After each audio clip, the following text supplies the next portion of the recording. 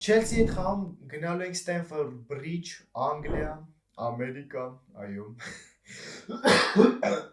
Մեր համար բոլոր Չեմպիոնների լիգայի խաղերը կարևոր են, որովհետև քանի որ սեզոնը երկար է, մեր համար իմաստ չկա խաղալ 1/16-րդ խաղերը, այսինքն մեր համար շատ հարմար կլիներ, որ մենք 1/8-ից արդեն գնայինք top 8 մտնեինք Չեմպիոնների լիգայում ու խաղայինք 1/8-ից։ Կապ չունի որտեղ կբռնենք, բայց նախընտրել կլիներ, որ մենք դուրս գանք 1/8-ից։ Ստենֆորդ Բրիջում շատ կարևոր խաղ անցնելու, որտեղ նախարարին շատ հետաքրքիր խաղ անելու, որտեղ Չելսին էլ ասած ասած վատ թիմ չի։ Ինքն է խնդիրներ ունի, ինչքան գիտեմ, Կոլդ Պալմերը չի խաղալու։ Տենց ասած, տենց մեծ կարևորություն չունի խաղը, բայց մենք մեր համար շատ լավ կլիներ, որ հաղթեինք ուժեղ սապերնիկի, որտեղ այս սեզոն դեռ չի ստացվում ուժեղ սապերնիկների հաղթել։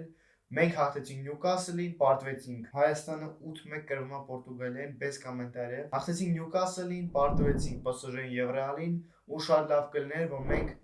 հաղթեինք Չելսիին, որպեսզի ցույց տանք, որ մենք կարող ուժերների դեմ խաղանք, որտեղ հիմա վերադառնում են ուժերները ու կակրաս Պեդրին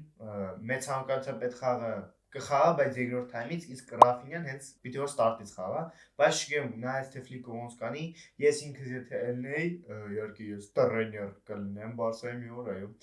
Ռաֆինյային չի խաղացնի առաջին րոպեներից, կխաղացնեի երկրորդ թայմից, որտեվ վտանգավոր ռեցիդիվ լինի ու ոչ մեկը չենք ուզում որ ռեցիդիվ լինի Ռաֆինյայի մոտ, որտեվ արդեն 15-րդ ռեցիդիվն է իր հետևից եթում, պիտի մի ամիս առաջ հետ գար, արդեն 300 տարի չի գալիս, կայֆում էլի։ Լավ, ոչ Չելսի անցանք, լավ կլիներ որ կարայինք, բայց տենց մեծ